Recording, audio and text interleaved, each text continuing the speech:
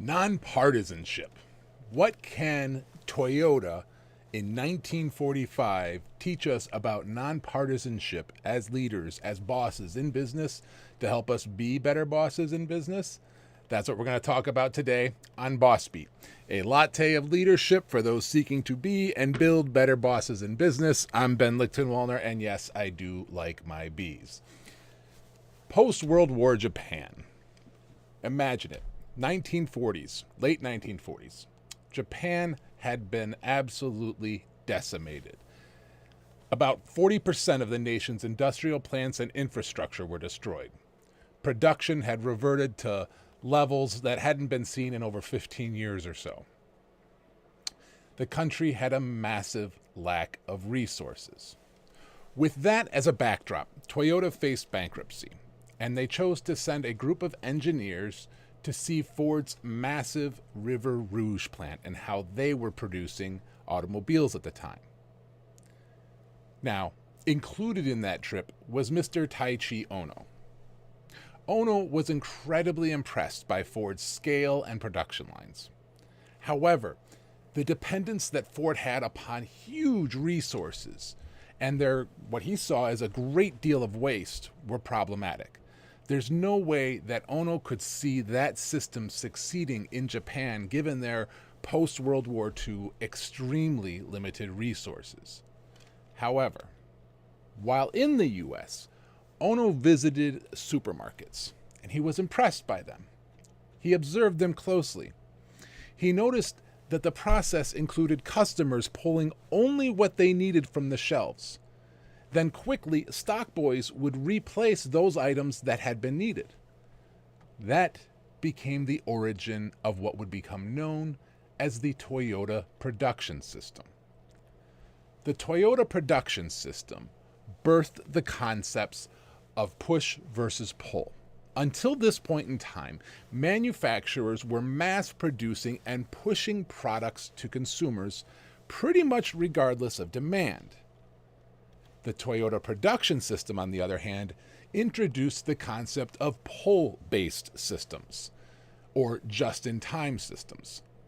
This process of only delivering exactly what was needed or requested evolved into lean manufacturing, lean IT, just-in-time production, and many other management, production, and design styles that are still studied today in business schools and practiced and applied and evolved in organizations across the world.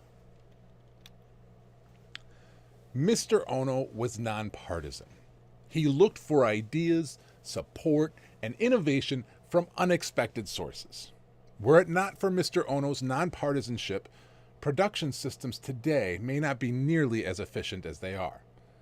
Taichii Ohno's inspiration and creation of the Toyota production system is a great example of nonpartisanship. What are some other ways that you and I, can look at nonpartisanship? First, there's a couple of attributes to consider beneath the principle of nonpartisanship.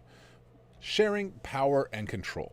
Ohno's example was of unusual origins. He was nonpartisan in the origins where he got the idea. Nonpartisan in politics often means crossing the aisle. In business, as a leader, what can you learn from competitors, peers, or someone that you might not normally consider studying? Second is listening. Now, we spoke about listening the past couple of weeks when we talked about nonpartisanship, so if you're interested in learning more about that, go back and check out those. But as a reminder, there's 3 levels of listening. Listening to respond, which means you're formulating the ideas in your head. Second is listening to understand, which is often referred to as active listening. It involves repeating back what you heard in your own words to make sure that you fully understood the person.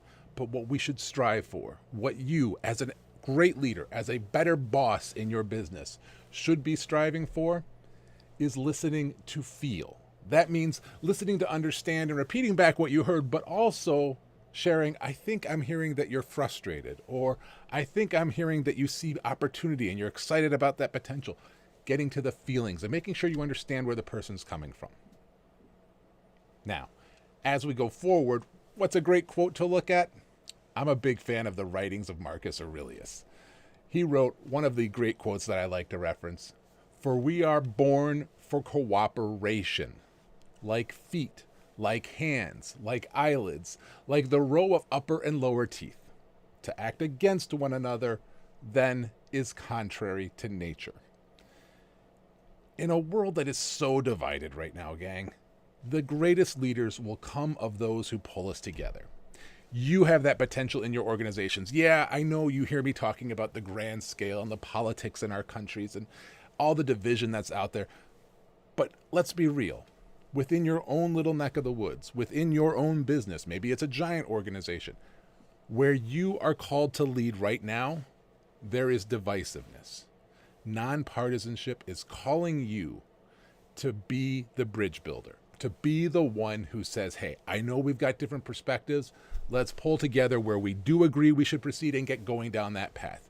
Maybe we'll reach achievement on the other areas later. The greatest among you as leaders will be the ones who are able to successfully be nonpartisan and pull each other together. So, what are some questions that you can ask yourself to build better boss behaviors in yourself and your team? What is your supermarket? What industry, competitor, or other unexpected resources of ideas have you not considered? Every day here at Boss Beat, we cover one of the 7 principles of great leadership. They are building on your screen: selflessness, empathy, resolve, virtuousness, authenticity, nonpartisanship, and thoroughness. Why? Because we leverage the acronym model of servant leadership, because you don't want to just take my word for it. There are lots of great leadership books out there based on one person's perspective. These principles are based on over 2 decades of studying the greatest leadership experts and practitioners, so that you walk away knowing that what you are doing as a better boss in your business and building better bosses in your business is proven time and time again.